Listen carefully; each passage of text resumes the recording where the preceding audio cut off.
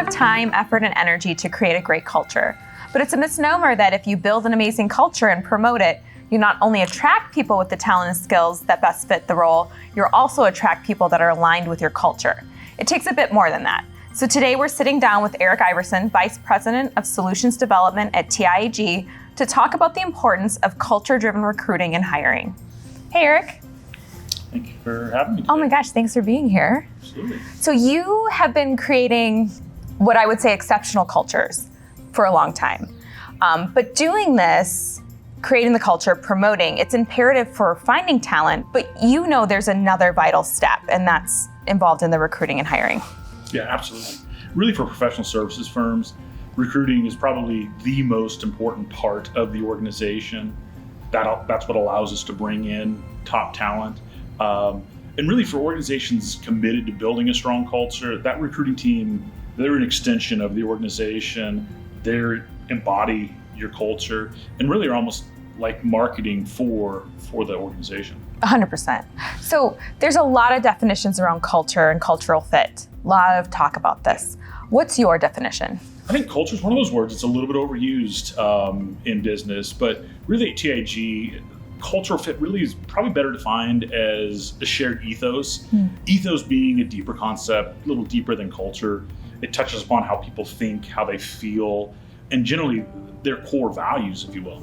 You've shared before that culture does not mean homogenous. What do you mean? Sure.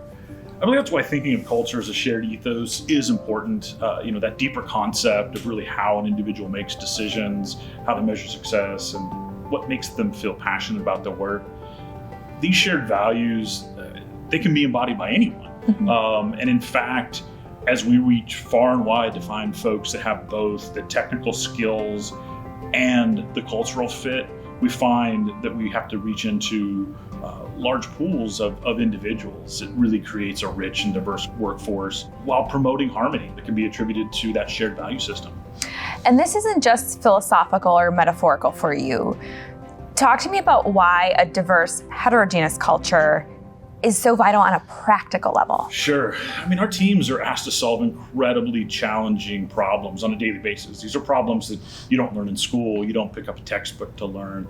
And to solve these problems, you really need different perspectives, different mindsets, different backgrounds. Organizations that choose or kind of fall into the trap of using culture to create that homogenous work environment ultimately suffer from groupthink. There's not diversity of thinking and decision making, and they kind of struggle to adapt to those emerging requirements. And it can really stifle innovation. Absolutely. So often recruiting decisions are made on skills because let's be honest, we're in a requirements-driven environment. What happens when we don't consider the cultural fit, when we're just like, check, oh, magical? Yeah, sure. Happens a lot, right? You find somebody that's a perfect technical fit, they have all the requirements, all the certifications, but placing anyone in an environment that doesn't align to their core ethos, it creates unimaginable stress for them. They find themselves having to act to fit in. They can't really be natural, be themselves, and they start to question their decisions, their decision making, and the decisions of their leaders. So speaking on that, there are so many facets of culture alignment. Sure, it's a delicate balance, and one person can kind of upset that balance. Doesn't take much. We've likely all experienced, right, where you've got a team project, right, and things are going great, and then you just have one person that maybe doesn't quite fit with the team. Their decision making, their instincts just don't quite align to the team, and it just can cause friction where there wasn't friction before. As leaders, we've got to be on the lookout for this. We've got to recognize and fix situations where there is cultural misalignment. Sometimes it's a mentoring opportunity, but sometimes it is just a situation where somebody doesn't quite fit in and maybe doesn't believe in kind of the vision of the organization. And it's so vital. Absolutely. Yeah. So I think it's a popular perception, and I mean, truly, I think it's a corporate strategy for organizations that culture, it starts at the top and we push it down. But you do not agree with this at all. Sure. I mean, a corporate culture, it's not created in a boardroom, right? It is often an embodiment of the company's founders, and it's developed and cultivated over years, right? There are founders that, as they grow, they continue to rely on kind of a cult of personality to enforce and perpetuate their values and vision. But ultimately, these organizations don't stand the test of time. So really, any company owner, any founder that's hoping to grow and scale their business, they're eventually faced with the reality that they have to entrust the organization with responsibility to perpetuate the culture. It comes from people across the organization that are really enforcing and perpetuating that culture and reinforcing it in a positive way. So not evangelical, one person. Right, absolutely. So culture isn't a corporate initiative. This is really what you're getting at. It's not something you launch. Culture is that invisible thread that connects us. It creates connection. So what does it look like when it's truly working? Sure. At scale, I think the biggest testament to a successful culture is that in isolation, people are making the right decisions. Right in this case means aligned with the culture, with the ethos of the company. Doesn't necessarily mean the exact same decision you or I might make, but it's a decision that's aligned with the corporate values. So you then need genuine leadership. Absolutely. Really, yeah, at the end of the day, nothing erodes a culture faster than disingenuous leadership. It's one thing to have individuals that don't align to the corporate culture. It's much more challenging that scenario when you've got a cultural fit in an organization, but leadership isn't exhibiting those same values that we're expecting our people to exhibit. Super confusing and toxic at worst. So real life, boots on ground question.